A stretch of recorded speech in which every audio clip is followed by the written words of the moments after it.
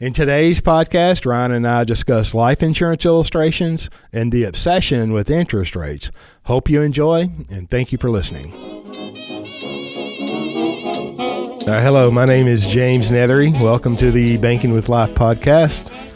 And I'm Ryan Griggs. And we're glad you're here. Excited to be here with you. Thanks for tuning in.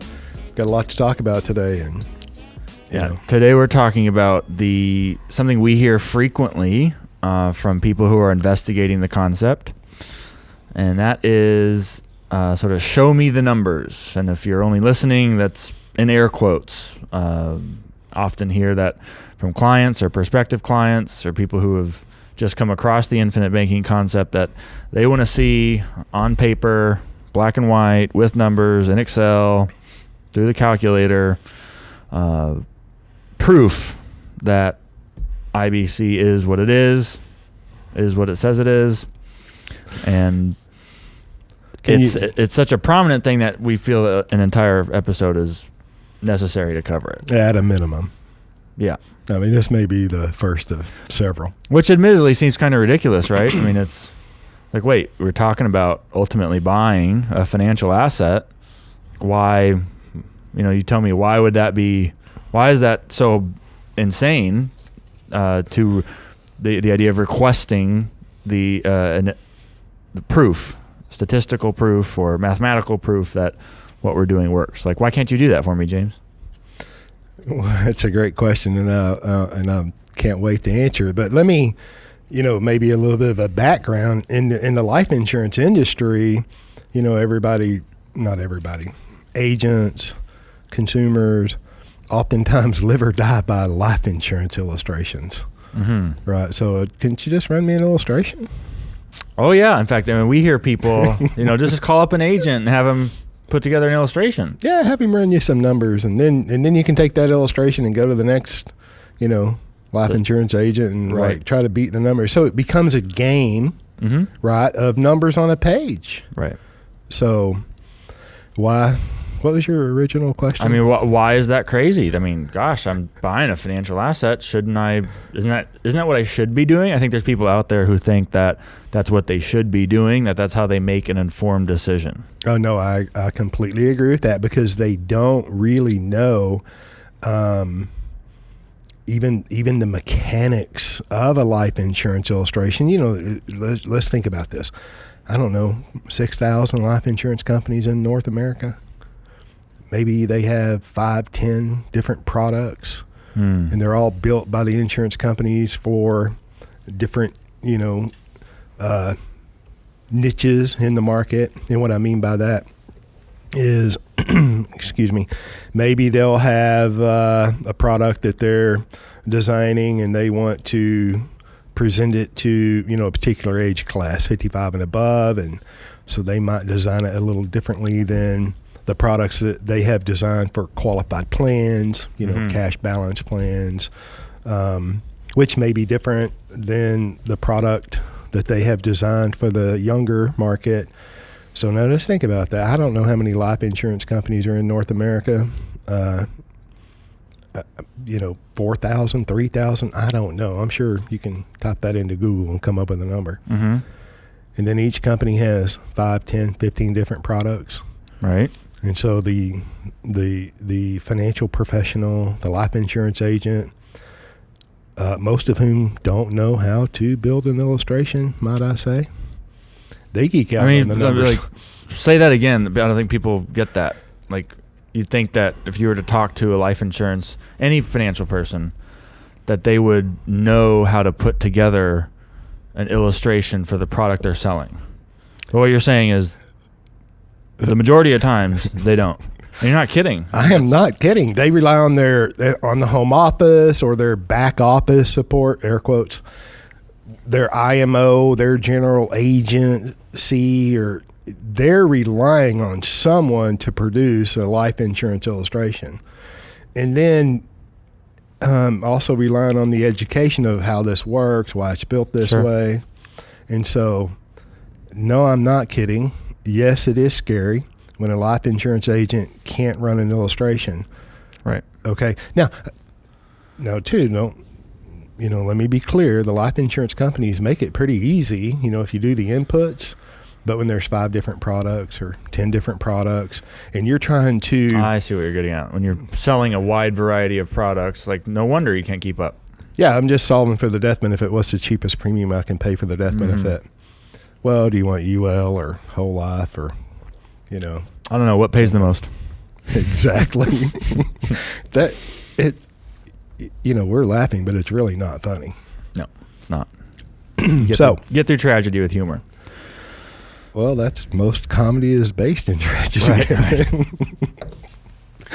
Right. Okay, so suppose, though, we got an agent that, regardless of what the agent's doing. Yeah, we love agents. I'm not trying to beat agents up. They're all great. Angelic intentions. Directly beat up the industry, though. I have no problem with that. Sure. I have encountered individuals who come to me after having communicated with other agents who do what we call selling from the illustration.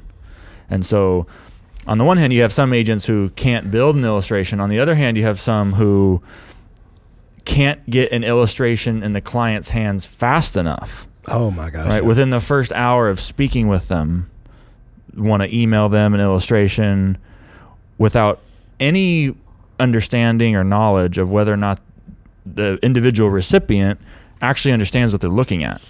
Well, listen, if you're ready to write a check and I'm an agent, I want to get that illustration in front of you so you'll write the check. Yeah. But how, that's a prescription for questionable business, right? Who knows for how long the individual who is paying that premium will continue to pay that premium if they don't understand why they're doing it or what that's causing in terms of performance in their policy. Right. Right. Well, so, we could, we can beat up the industry and we can beat up, the idea of best practices with the financial professional. But at the end of the day, when you push print on an illustration, the numbers are correct at that moment. Right. As soon as the sun goes down that day, those numbers are incorrect. Mm-hmm. Right. And so whenever you spend too much time on, and this is my opinion, right? Whenever you spend too much time crafting an illustration to meet a desired target number date in the future, and there is no understanding of how the life insurance policy is going to be used, right? What you're going to do with it, what is the purpose of it? What are we trying to do? Then you've just spent too much time on numbers on a page that can be massaged and manipulated to get the consumer to say, yeah, that's what I want, without the education. And I'm not saying that everybody has to become a master of life insurance. I'm not conveying that at all. The financial professional ought to know what the hell's going on. Sure. They ought to know how to build a life insurance illustration and integrate it into whatever the client is doing or trying to do, right? And so I'm just saying that if you spend too much time massaging numbers, you've wasted time, in my opinion, and it's all for the wrong reasons, and it's probably not going to have a good outcome. Right. And I agree, but I think the reason behind all of that is that the value of infinite banking is not in the numbers, period. If you are hooked on numbers, if you are hooked on the particular performance illustrated on the page, if you can't get past that, then the legitimate issue is that the agent has not communicated, or the client's not understood, or something's gone wrong such that we've not understood where the value is. The value in infinite banking is in the contractual arrangements between you and the insurance company. Right, becoming your own banker, conferring control back to the individual. you can't illustrate that on a numerical projection. And so oftentimes when clients will ask me, well, just send me an illustration, or the guy that I've mentioned before, I'm having a competition between agents. I'd like you to illustrate XYZ. Can you send that over to me? Right? In the first email contact. No, I sure cannot do that. I mean, I can, I won't. Right? Because you know how to build an illustration. But I'm not going to indulge that desire to remain fixated on the numbers. Because as long as you're doing that, you're not seeing what's really going on behind the scenes, and where you start talking about optimal capital formation or optimal capital accumulation, and comparing what goes on in infinite banking, what goes on in properly designed dividend paying whole life with other financial assets, right? And that's a non-numerical kind of comparison. Absolutely. Yep. Well, I agree with that. And two, if we're looking and if we're looking at it could be an Excel spreadsheet, it could be a pro forma, it could be whatever it is. We're looking at numbers on a page, right? And there has to be some understanding, right, of what we're looking at, whether it's a life insurance illustration or a pro forma on an investment, whatever it may be. But particularly when we are looking at a life insurance illustration, that does not, and especially when you get down to the detail where all the numbers are, all the columns of all the numbers, premium, blah, blah, blah, blah, death benefit, cash value. If there's no understanding from the owner's perspective, from the owner's position, if I own that life insurance policy, I own an asset, right? And it's no question a contract issued by a life insurance company, and it's an Einbahnstrasse, one unilateral contract. So I should at least know the aspects and the characteristics of this asset, and I should know how to manage this asset for my benefit. I mean, it's like, look, if we're going to go down and buy a car, you better learn how to drive a car. You better know how to check the oil, change the water, change tires, I mean, so there's a certain amount of education that is at a minimum required, okay? Well, now, if I'm just looking at life insurance illustration, and I'm trying to compare this life insurance illustration with another life insurance illustration with another life insurance illustration, I mean, I have to know the difference between dividend paying whole life and universal life, variable universal life, or this god awful equity indexed universal life. There's podcasts coming specifically on equity index universal life. And listen, if you're an agent or a financial professional listening, I'm not interested in being trolled. Okay. I'm not, so whatever you're doing, God bless you. But the consumer, the owner should know enough of the asset that they're going to own, and they should be able to know enough between this illustration and that illustration to the extent that it affects them. Sure. Right? Now, if it's universal life, I should know some minimal characteristics of universal life before I put money into it. It's the same way with variable universal life or term life or this dividend paying whole life. Okay. Now, let's say that we've gone through the process because I'm interested in learning the infinite banking concept, becoming my own banker, where I can control the banking function as it relates to me in my personal economy. You, as you mentioned earlier, you can't put that value on a life insurance illustration. No. Right. Whatever's within the four corners of that piece of paper is right there. Right. Okay. And it's not enough. What do you mean? Like as soon as you attempt to quantify the value of a well-designed IBC style whole life policy, you've undershot it. I mean, it's infinite. No question. Banking concept. I mean, and then people wonder about that. And like, just as a few examples, I mean, what's the value of having, I don't know, whatever your cash value is at a particular moment, say 100, 200,000, whatever it is, and the value of being in a highly liquid, guaranteed, contractually guaranteed position when the opportunity arises to, buy the house next door, or to buy into a friend's business, or to go start your own business. What's the value of that? All right. You're going to come up with a number. So come up with a number and then attach a probability to it, right? And then pick a discount in order to get the present value of it. Mm-hmm. Okay, line all that up. And then of all those opportunities that will occur over the rest of your lifetime, do the same thing for each one of those. Line all that up, add it up, right? Like, at what point does that become ridiculous? Listen, I just want to know what the interest rate is. What's the interest rate on that policy? And, that's... But that's what I mean by the value of infinite banking is not on the page. Exactly. And if the conversation begins or the conversation quickly turns to, oh, here, look at the numbers on the page, you've pigeonholed yourself, you've put the blinders on, you're now ignoring the legitimate value here. I mean, you can talk about the characteristics of whole life on a financial basis. What's the performance like?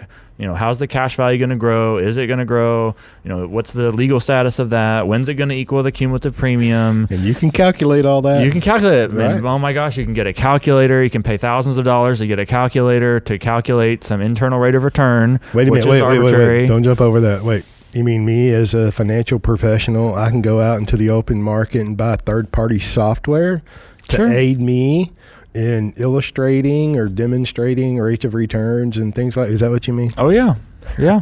And you can go to town on that. You can go all the way down that. This is actuarially sound. You can get as deep into the math as you want. Mm-hmm.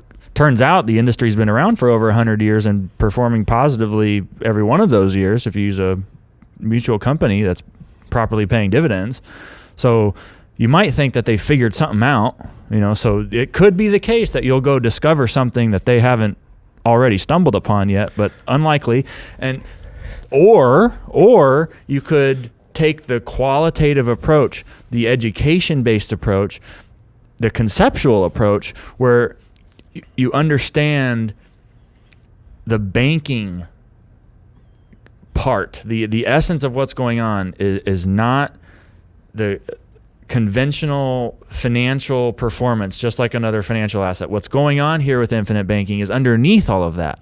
It's prior to it. It's before the investment analysis. It's before the rates of return and all of that. This is in the area of control, of ownership, of contractual control and ownership over the banking function. And that, again, cannot be expressed. So that, like when I said earlier at the beginning that the value of infinite banking cannot be put on a page in numbers, that's what I mean. You can't, it's not possible. It's literally not possible. I'm not just saying like it's metaphorically impossible or, oh, that's hard. You could get Einstein in here and he could not do it. It's just not.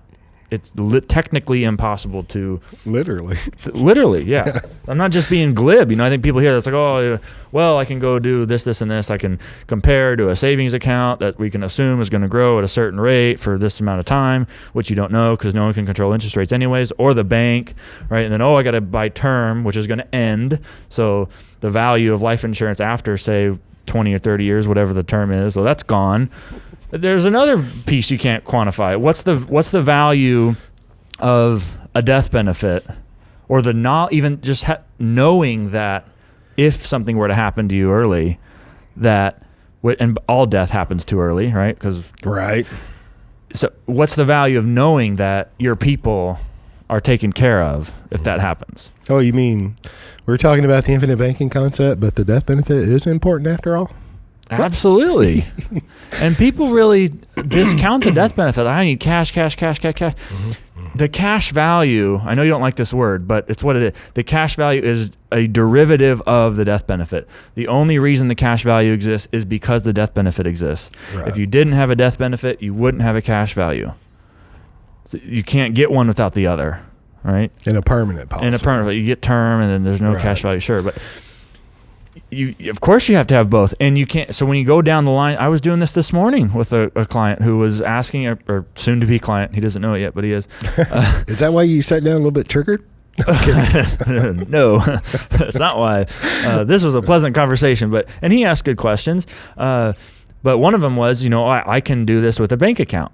Mm-hmm. I can put money into a checking account. I can borrow against it, blah, blah, blah. And I'm like, yeah, but by the way, that bank account doesn't carry a death benefit. Mm-mm. You can do it with a CD too. Right? You can bank with anything. A farm equipment, a tractor. And then all those other assets that you could bank with, you can put them on paper and say, oh, this is what the projected financial performance is. And you can analyze it like a conventional financial asset, because it doesn't offer what dividend paying whole life offers, which is this entire suite of contractual rights and ownership and control and guarantees. None of that doesn't exist with anything else, literally anything else, because it's not, no other financial asset carries the guarantees life insurance does, which you can't see on a page. No, you're not saying though that,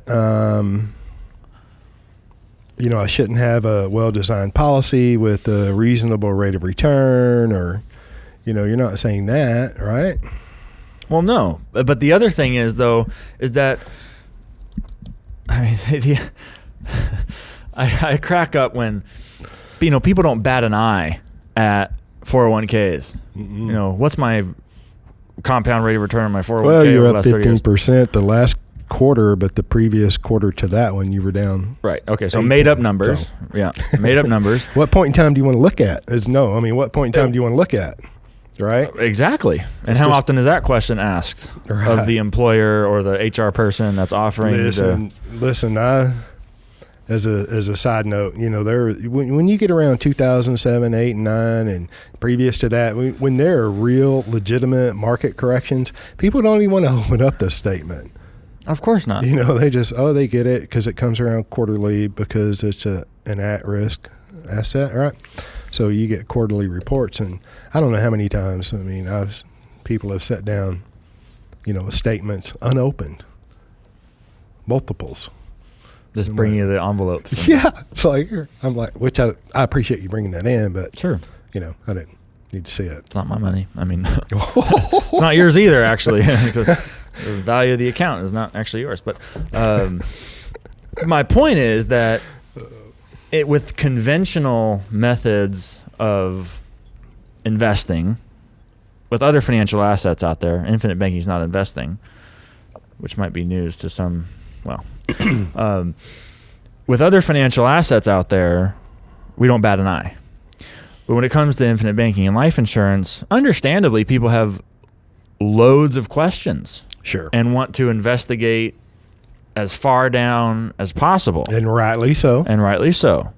But at the end of the day, this is one of the oldest financial assets in the world.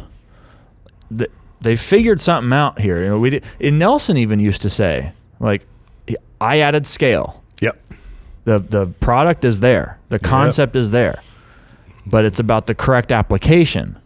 So maybe it might even add that to it. He added scale, sure, but he added the correct application. Right? This isn't just death benefit. This is so much more. No, we've discussed this. We've talked about this previously. That when the life insurance companies, and it is very old, and even this argument of rate of return, show me the numbers, the dividend, and all of that is couple hundred years old. These arguments go back to the beginning of life insurance formation. Mm-hmm. Even when you get into loans, and all of this is so old, but it seems like as a civilization, as a people, we have a collective memory that can't really exceed about 70 years. So we're continually every generation, right? I'm a generous guy. Every generation has to go through these lessons that our grandfathers and our forefathers they learned them, or they seen them and lived them and experienced and learned from them. Anyway, we have talked about how life insurance companies put together the product of life insurance, right? So, we're all paying money in. We're all going to die in the future. At your age and your health, how much do I got to pay in? So there'll be X number death benefit when I die, so you're not a burden on anyone. Well, when you look at that, accidentally, they didn't sit down and, I believe they did not sit down and create this for anything other than paying the death benefit life insurance, right? Well, if you back up and look, and Nelson always said you have to be able to properly classify things, right? So when you look at life insurance structured as it is, dividend paying whole life insurance issued by a mutual company, it has more characteristics of a banking entity than it does life insurance. So Nelson correctly classified life insurance characteristics and then added scale, just like you said. And because of his unique position and his history, right, which is in the first part of his first book, Becoming Your Own Banker, he tells his story. And that's all he did for the financial world, right, and to the life insurance industry, added scale. Sure. So thanks for letting me share that. Well, but I don't want to knock you off the point that you were. Well, no, we're kind of getting to where I wanted to talk about is like what the proper place of the illustration is. Like, because neither of us are saying that you should never look at an illustration. No. Or that an illustration doesn't belong in the education process. It does. It's just that the industry, most agents, get the process all wrong and put the illustration at the beginning, using it as a sales tool or an advertisement or something to convince or persuade the individual who's purchasing. Or mesmerize. Yeah. Confuse them, right? Get them hooked on the numbers. And by the way, we shouldn't leave companies out of this too, because they indulge this. Oh, no question. They do run all sorts of games to they coddle it. Make the dividend look good and illustrate the non-guaranteed values. Well, listen, on the I'll do side. Are you unhealthy? Let me, as an insurance company, let me bump you up a couple of tables if you're unhealthy, or bump you down a couple of tables. Oh, yeah. Table shaving, No, that's legitimate. That's a method of providing a product to the individual that they shouldn't be buying, that the company shouldn't be selling them. So what we're talking about is table shaving, which is, you go through underwriting as an individual, and you get a certain underwriting status. And we all want to be super preferred. Right. What matters for IBC is getting approved. You want approval. The underwriting status is incidental. It's secondary. But some people will get, just to get to what this table shaving is, some people will get rated substandard, right? Because maybe they have a past medical issue or something. Maybe it might even be something you weren't expecting, or something that came up in the blood work. Whatever it is, you'll get a substandard rating. Some companies out there, so when you get substandard, you get put into a particular table. Table A through, what is it, down to G or H or something? HIJKL. Right. Different levels of substandard ratings. And some companies... But that means that you have to pay more. Each rating, you have to pay more for the cost of the death benefit is higher. Cost of insurance rises. Right. Yeah. So you have to pay more for the death benefit. Right. And then some companies... Compared to a standard, or no, like I'm 55 and I'm a little overweight, and that's the best I can get is standard. Okay. All right. And I'm thankful to get it. Well, they must like you. Well, you're the one that was smoking earlier. I don't know what you're talking about. Cigars. I'm just kidding.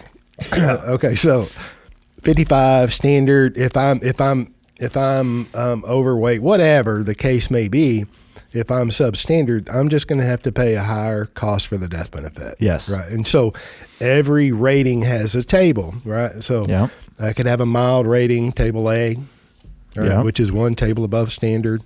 I could be preferred, which is one table below standard, or super preferred.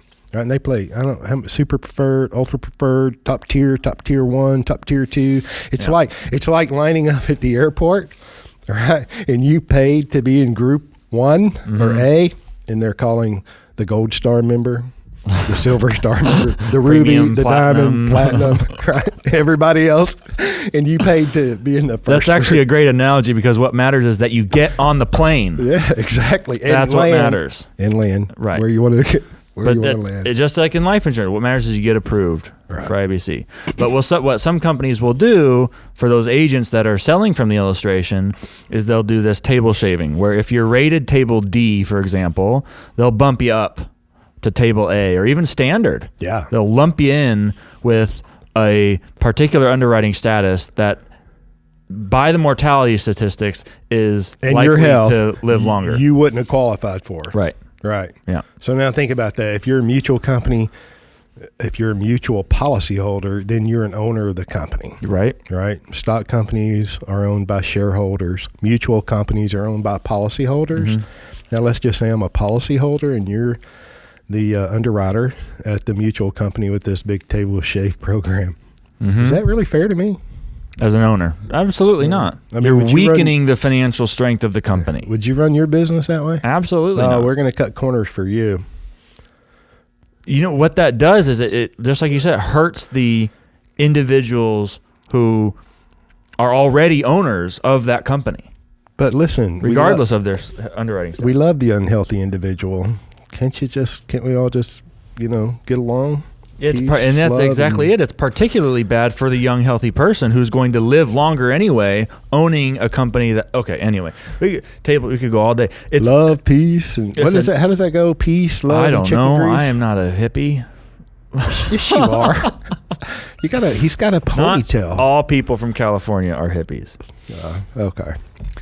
So you want to spend any more time on the table? Well, no, we need to say it. Nobody else is saying it. Right. Nobody else will talk about it. Right. But it's an example of the games that companies will play in order to make the illustration look better. And one other thing I wanted to say about illustrations between companies, what matters about company comparison is more than likely not on the illustration. No question. Things like company practice, size of the company in terms of number of people, the quality of service when you contact the company or work with the company, the dividend payment history. I can't believe that we have to beat companies up to just tell people what their dividend payment history is. Well, now wait, that's a whole series of podcasts there, the dividend history, the games that insurance companies play with dividends, whether I'm going to take a loan or not. Is it direct recognition, non-direct recognition? You're going to talk about games. The life insurance companies play more games with dividends than they do underwriting. And the company's openness to infinite banking.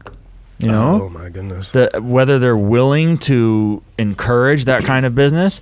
So there's also all goes back to the original point. And that's why I said it as soon as I could. Is that the value of IBC is not on the illustration. The illustration illustrates. That's all it does. It demonstrates. It shows an aspect of infinite banking. It does not encompass all of it. It doesn't even shine the light on the most important aspects, which can only be understood conceptually. But as we were getting into, there is a place for it. No question. And the place for it is at the end of the process. If an individual... What is this process you speak of? Well, the educational process, right? Okay. So an individual's read Becoming Your Own Banker. They've listened to everything we've put out on the internet, and they're ready to go, right? By the time we get to an illustration, it's quick. An illustration, first of all, is mostly definitions. This is what everything means, right? Mm-hmm. Okay, so if you really want to talk about an illustration, the education has to come first anyway, because that's what's on there, right? So we have to have an educational process just to get into the illustration itself. All right, but once that's done, and we've taken care of that because you've done your research, we've had conversations, we've been on the phone, whatever, met in person, whatever it might be. By the time we get to an illustration, all we're doing is seeing what we already understand to be happening, and it's incidental, right? I mean, there are an aspect of because and I'm bringing that up here because I don't know how many times. I mean, listen, I love our clients. I love people learning about the infinite banking concept, but it goes right along with show me the numbers, and what you cannot illustrate is the actions that the owner takes, the results. It's very difficult to illustrate. And what do I mean by that? And what I mean by this is Nelson's book, Becoming Your Own Banker. It's full of illustrations. Different examples: equipment financing, CD method, and automobile purchase, college, cost of an education. Nelson said many times to me personally and many others that if he were to rewrite or do over the Becoming Your Own Banker book, he would not have put an illustration in the book. Well, why is that? Because this very reason right here, I think, show me the numbers. And so what I mean is, we can, build the best policy for a particular client situations. But my office is not going to,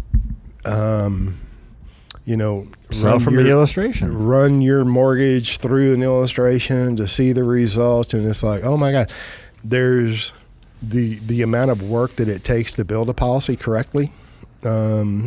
And not just one illustration, but several iterations, which is a lot of behind the scenes work, and you may not even want to hear Well, by the way, that's why some agents do sell from the illustration. They're the ones who didn't build it themselves, so they don't go through that tedious process of getting the design accurate and correct not for only a strong today, banking policy. 10, 20, 30, 50 years from now, when right.